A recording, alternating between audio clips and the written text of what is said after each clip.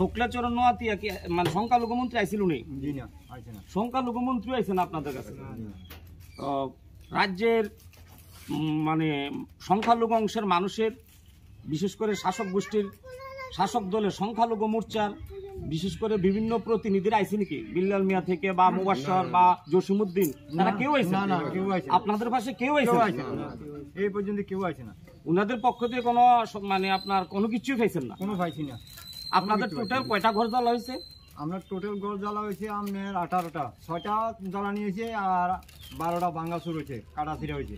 কাটা ছিঁড়া হয়েছে? কাটা ছিঁড়া হয়েছে। আচ্ছা আচ্ছা।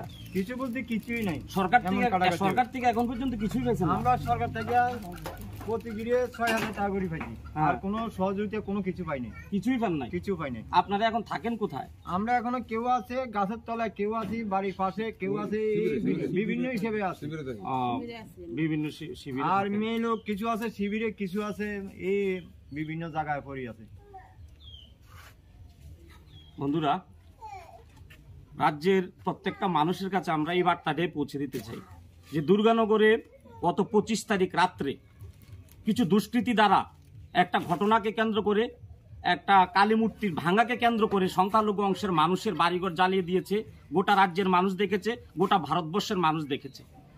কিন্তু আজও পর্যন্ত আমরা এখনো দাবি করছি রাজ্যের প্রশাসনের কাছে, কে মূর্তি ভেঙেছে সেই দুষ্কৃতিকারী এখনো বের করতে পারেনি।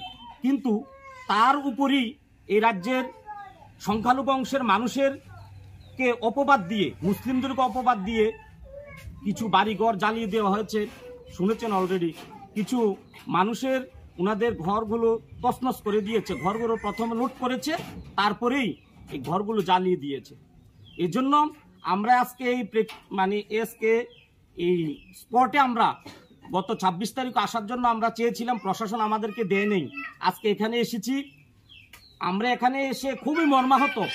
রাজ্যের প্রশাসন এখনো অভিযুক্তদের গ্রেপ্তার করতে পারেনি। যখনই 5 জন গ্রেপ্তার করেছে, আবার 12 ঘন্টার মধ্যেই তারা আবার জামিন পেয়ে যায়। আমরা জানি এমন একটা ঘটনা, যে ঘটনার আইন অনুযায়ী 3 মাসের আগে কোনো বেইলি হতে পারে না, জামিনই হতে পারে না। সেই জায়গায় 12 ঘন্টার মধ্যে জামিন পেয়ে গেছে। এই জায়গায় এই আজকে অসহায় মানুষদের পাশে গোটা রাজ্যের মানুষকে আমরা আহ্বান করব তাদের পাশে দাঁড়ানোর জন্য।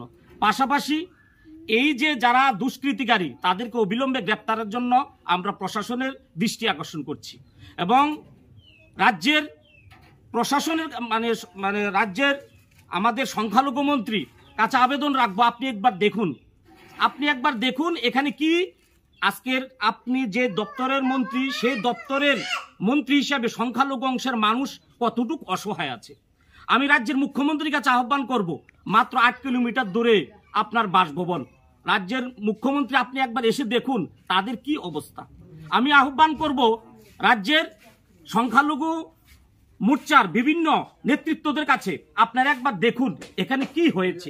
এই জন্য আজকে তারা কতটুকু খেতে নাই, চাউল ঘরে পরনের জন্য বস্ত্র নেই, মাথাটা ঠাই রাখার জন্য ঘরের ছাদ নেই, খোলা আকাশের নিচে তারা জীবন কাটাচ্ছে। এই অসহায় মানুষের পাশে দুঃখে ওই লোকগুলা কতটুকু দুর্দশায় আছে আপনারা একবার দেখলে বুঝতে পারবেন। আর পাশাপাশি আমি রাজ্যের সকল অংশের মানুষের কাছে আহ্বান জানাবো, উনাদেরকে সহায়তা করুন, তাদের পাশে দাঁড়াই। মানুষ মানুষের জন্য এই বার্তা নিয়েই আমি আমার কথাগুলো শেষ করছি।